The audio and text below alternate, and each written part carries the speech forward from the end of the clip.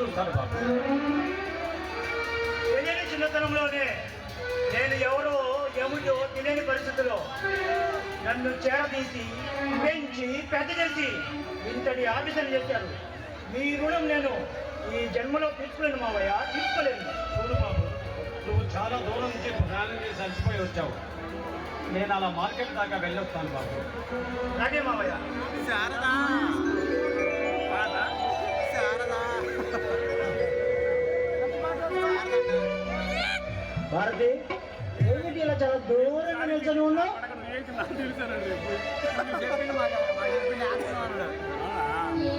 నడుము పట్టుకుంది చూసినాను. మీ కోపానికి కారణం నేను రావడం ఆలస్యమైందనే కదా? ఇప్పటికే నా వచ్చాక చాలా సంతోషంగా ఉందిలే. శారదా ఎన్నో పనుల మీద రావడం ఆలస్యమైంది. అరే, అంత మాత్రానికి ఇంత కోపమా? రాదా మరి ఇకైనా నన్ను విడిచి వెళ్ళకుండా ఉండగలవా బావా? నా జీవితం కత్తి మీద సాము లాంటిది. ఎప్పుడు ఏం జరుగుతుందో ఎవరికి తెలియదు. అంటే నీ మాటలని అంతర్యం ఏమిటో నాకు అర్థం కావడం లేదు.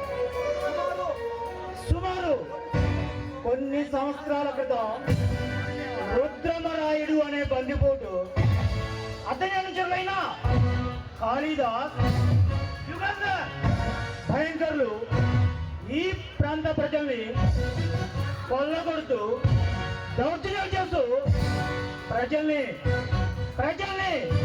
భయభ్రాంతులకు గురి చేస్తున్నారు. ఆ బందిపోటు ముఠాన్ని పట్టుకోవడానికి స్పెషల్ ఆఫీసర్గా ఎస్పీ గారు నన్ను ఇక్కడికి పంపించారు.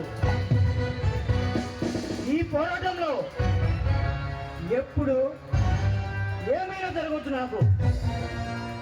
చూడు బాబా, ఈ పోరాటంలో తోడుగా నీకు నీడగా నీ కష్ట సుఖాల్లో పాలు పంచుకోవాలని నా మనసు కోరుకుంటుంది. చాలా సంతోషం భారతి. కష్ట సుఖాల్లో బాధ చిరకాలం జీవించాలనే ఈ ఆశయానికి నా ధన్యవాదాలు. ప్రయాణాలు పట్టుకుంటే బాగా